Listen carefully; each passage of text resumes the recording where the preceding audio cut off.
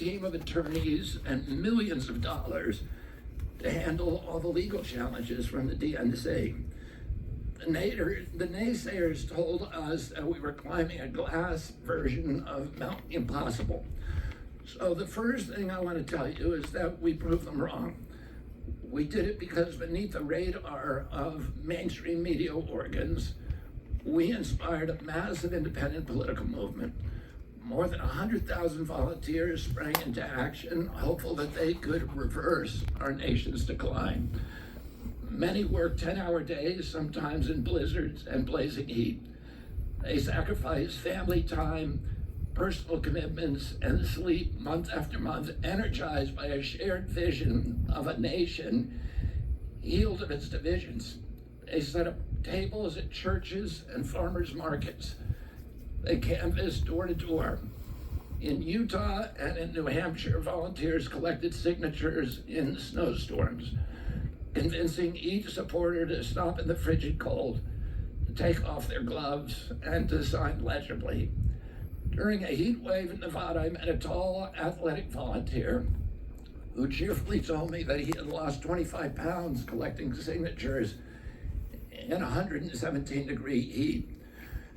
To finance this effort, young Americans donated their lunch money, and senior citizens gave up part of their Social Security checks. Our 50-state organization collected those millions of signatures and more. No presidential campaign in American political history has ever done that. And so I want to thank all of those dedicated volunteers and congratulate the campaign staff who coordinated this enormous logistical feat. Your accomplishments were regarded as impossible. You carried me up that glass mountain. You pulled off a miracle. You achieved what all the pundits said could never be done. You have my deepest gratitude, and I'm never going to forget that, not just for what you did for my campaign, but for the sacrifices you made because you love our country. You showed everyone that democracy is still possible here. It continues to survive in the press and in the idealistic human energies that still thrive beneath a canvas of neglect and of official and institutional corruption. Today, I'm here to tell you that I will not allow your efforts to go to waste. I'm here to tell you that I will leverage your tremendous accomplishments to serve the ideals that we share, the ideals of peace, of prosperity, of freedom, of health, all the ideals that motivated my campaign. I'm here today to describe the path forward that you've opened with your commitment and with your hard labors. Now, in an honest system, I believe that I would have won the election. In a system the kind that my father and my uncles thrived in, a system with open debates, with fair primaries, with regularly scheduled debates, with fair primaries, and with a truly independent media untainted by government propaganda and censorship. In a system of nonpartisan courts and election boards, everything would be different. After all, the polls consistently showed me beating each of the other candidates, both in favorability and also in head-to-head matchups. But I'm sorry to say that while democracy may still be alive at the grassroots, it has become little more than a slogan for our political institutions, for our media, and for our government, and most sadly at all for me, the Democratic Party. In the name of saving democracy, the Democratic Party set itself to dismantling it, lacking confidence in its candidate, that its candidate could win in a fair election at the voting booth. The DNC waged continual legal warfare against both President Trump and myself. Each time that our volunteers turned in those towering boxes of signatures needed to get on the ballot, the DNC dragged us into court, state after state, attempting to erase their work and to subvert the will of the voters who had signed those petitions. It deployed DNC-aligned judges to throw me and other candidates off the ballot and to throw President Trump in jail. It ran a sham primary that was rigged to prevent any serious challenge to President Biden. Then, when a predictably bungled debate performance precipitated the palace coup against President Biden, the same shadowy DNC operatives appointed his successor, also without an election. They installed a candidate who was so unpopular with voters that she dropped out in 2020 without winning a single delegate. My uncle and my father both relished debate. They prided themselves on their capacity to go toe-to-toe with any opponent in the battle over ideas. They would be astonished to learn of a Democratic Party presidential nominee who, like Vice President Harris, has not appeared in a single interview or an unscripted encounter with voters for 35 days. This is profoundly undemocratic. How are people to choose when they don't know whom they are choosing? And how can this look to the rest of the world? My father and my uncle were always conscious of America's image abroad because of our nation's role as the template for democracy, the role model for democratic processes, and the leader of the free world. Instead of showing us her substance and character, the DNC and its media organs engineered a surge of popularity for Vice President Harris based upon, well, nothing. No policies, no interviews, no debates, only smoke and mirrors and balloons in a highly produced Chicago circus. There in Chicago, a string of Democratic speakers mentioned Donald Trump 147 times just on the first day. Oh, who needs a policy when you have Trump to hate? In contrast, at the RNC convention, President Biden was mentioned only twice in 4 days. I do interviews every day. Many of you have interviewed me. Anybody who asks gets to interview me. Some days I do as many as 10. President Trump, who actually was nominated and won an election, also does interviews daily. How did the Democratic Party choose a candidate that has never done an interview or debate during the entire election cycle? We know the answers. They did it by weaponizing the government agencies. They did it by abandoning democracy. They did it by suing the opposition and by disenfranchising American voters. What most alarms me isn't how the Democratic Party conducts its internal affairs or runs its candidates. What alarms me is the resort to censorship and media control and the weaponization of the federal agencies. When a U.S. president colludes with or outright coerces media companies to censor political speech, it's an attack on our most sacred right of free expression, and that's the very right upon which all of our other constitutional rights rest. President Biden mocked Vladimir Putin's 88% landslide in the Russian elections, observing that Putin and his party controlled the Russian press and that Putin prevented serious opponents from appearing on the ballot. But here in America, the DNC also prevented opponents from appearing on the ballot. And our television networks exposed themselves as Democratic Party organs. Over the course of more than a year, in a campaign where my poll numbers reached at times in the high 20s, the DNC-aligned mainstream media networks maintain a near perfect embargo on interviews with me. During his 10-month presidential campaign in 1992, Ross Perot gave 34 interviews on mainstream networks. In contrast, during the 16 months since I declared, ABC, NBC, CBS, MSNBC, and CNN combined gave only 2 live interviews from me. Those networks instead ran a continuous deluge of hit pieces with inaccurate, often vile, pejoratives and defamatory smears. Some of those same networks and colluded with the DNC to keep me off the debate stage. Representatives of those networks are in this room right now, and I'll just take a moment to ask you to consider the many ways that your institutions have abdicated this really sacred responsibility, the duty of a free press to safeguard democracy and to challenge always the party in power.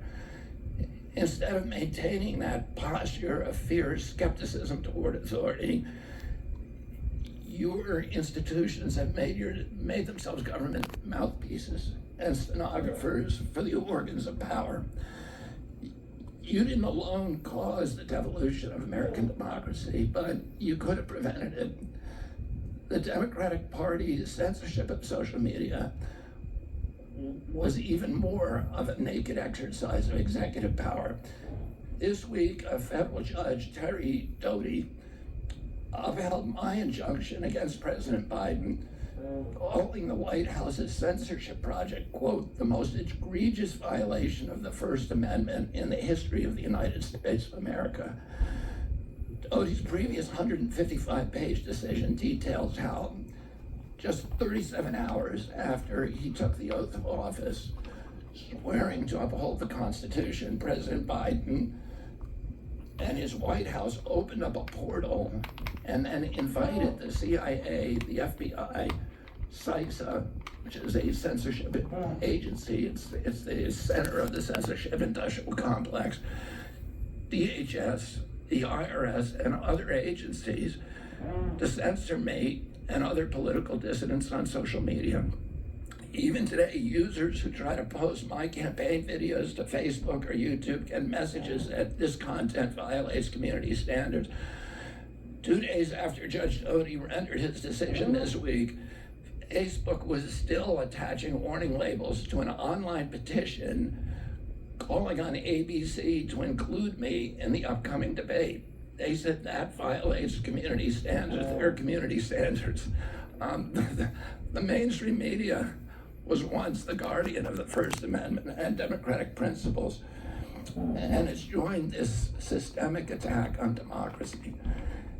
It also, the media justifies their censorship on the grounds of combating misinformation, but governments and oppressors don't censor lies. They don't fear lies. They fear the truth, and that's what they censor. And I don't want any of this to sound like a personal complaint, because it's not. For me, it's all part of a journey, and it's a journey that I signed up with. But I need to make these observations because I think they're critical for us doing the thing that we need to do as citizens in a democracy to assess where we are in this country and what our democracy still looks like, and the assumptions about U.S. leadership around the globe. And are we really still a role model for democracy in this country? Or have we made it, a kind of a joke? And here's the good news. While mainstream outlets denied me a critical platform, they didn't shut down my ideas, which have especially flourished among young voters and independent voters, thanks to the alternative media. Many months ago, I promised the American people that I would withdraw from the race if I became a spoiler. A spoiler is someone who will alter the outcome of the election but has no chance of winning. In my heart, I no longer believe that I have a realistic path to electoral victory in the face of this relentless, systematic censorship and media control. So I cannot in good conscience ask my staff and volunteers to keep working their long hours or ask my donors to keep giving when I cannot honestly tell them that I have a real path to the White House. Furthermore, our polling consistently showed that by staying on the ballot in the battleground states, I would likely hand the election over to the Democrats, with whom I disagree on the most existential issues, censorship, war, and chronic disease. Oh, I want everyone to know that I am not terminating my campaign. I am simply suspending it and not ending it. My name my name will remain on the ballot in most states. If you live in a blue state, you can vote for me without harming or helping President Trump or Vice President Harris. In red states, the same will apply. I encourage you to vote for me. And if enough of you do vote for me, and neither of the major party candidates win 270 votes, which is quite possible. In fact, today our polling shows them tying at 269 to 269. And I could conceivably still end up in the White House in a contingent election. But in about 10 battleground states where my presence would be a spoiler, I'm going to remove my name. And I've already started that process and urge voters not to vote for me. It's with a sense of victory and not defeat that I'm suspending my campaign activities. Not only did we do the impossible by collecting 1 million signatures, we changed the national political conversation forever. Chronic disease, free speech, government corruption, breaking our addiction to war have moved to the center of politics. I can say to all who have worked so hard the last year and a half, thank you for a job well done. 3 great causes drove me to enter this race in the first place, primarily. And these are the principal causes that persuaded me to leave the Democratic Party and run as an independent, and now to throw my support to President Trump. The causes were free speech, a war in Ukraine, and the war on our children. I've already described some of my personal experiences and struggles with the government's censorship industrial complex. I want to say a word about the Ukraine war. The military industrial complex has provided us with a familiar comic book justification like they do on every war.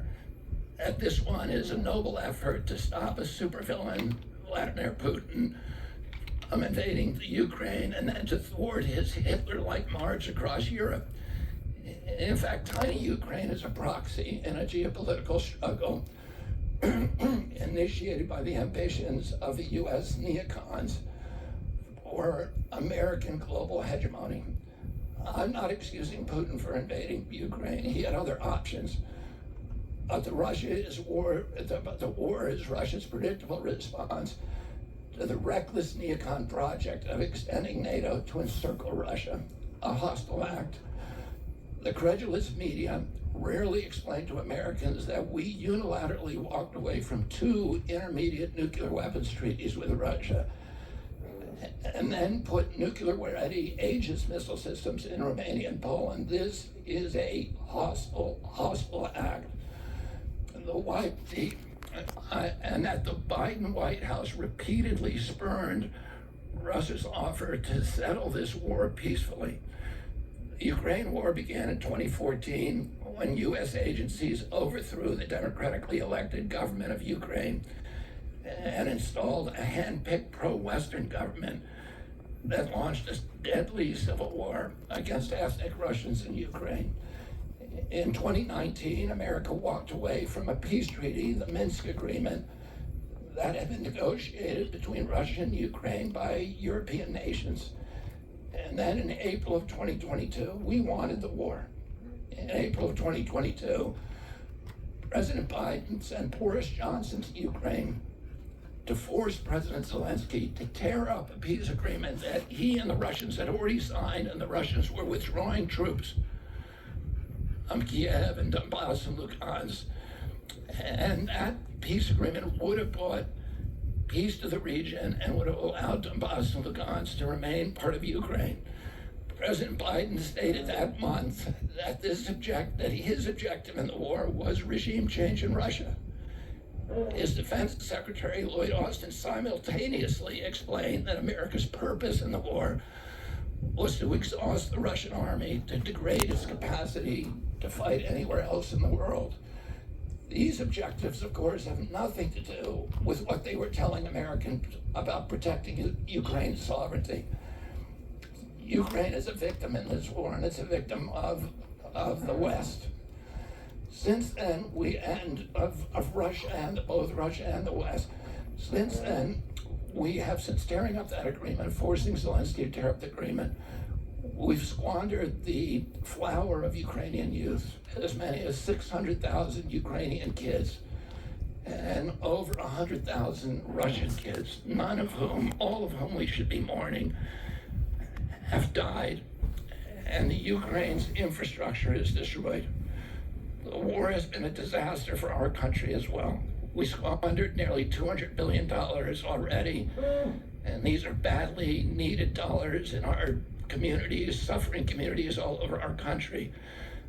The Nord Stream pipeline sabotage and the sanctions have destroyed Europe's industrial base, which formed the bulwark of U.S. national security. A strong Germany with a strong industry is a much stronger deterrent to Russia, and a Germany that is deindustrialized and turned into just an extension of a U.S. military base. We've pushed Russia into a disastrous alliance with China and Iran. We're closer to the brink of nuclear exchange than at any time since 1962. And the neocons in the White House don't seem to care at all. Our moral authority and our economy are in shambles, and the war gave rise to the emergence of BRICS, which now threatens to replace the dollar as the global reserve currency. This is a first-class calamity for our country. Judging by her bellicose, belligerent speech last night in Chicago, we can assume that President Harris will be an enthusiastic advocate for this and other neocon military adventures. And President Trump says that he will reopen negotiations with President Putin and end the war overnight as soon as he becomes president. This alone would justify my support for his campaign. Last summer, it looked like no candidate was willing to negotiate a quick end to the Ukraine war, to tackle chronic disease epidemic, to protect free speech, our constitutional freedoms, to clean corporate influence out of our government, or to defy the neocons and their agenda of endless military adventurism. But now one of the two candidates has adopted these issues as his own, to the point where he has asked to enlist me in his administration. I'm speaking, of course, of Donald Trump. Less than 2 hours after President Trump narrowly escaped assassination, Callie Means called me on my cell phone. I was then in Las Vegas. Callie is arguably the leading advocate for food safety, for soil regeneration, and for ending the chronic disease epidemic that is destroying America's health and ruining our economy. Callie is exposed to insidious corruption. All right, well, that's all I got time to let y'all see, because I gotta go get the boys from the bus. So if you want to watch the rest of it, you can go on YouTube and find it. It's on live currently right now, but I doubt you'll see it live then. But that's RFK endorsing Donald Trump for president. Thank you so much. See y'all later.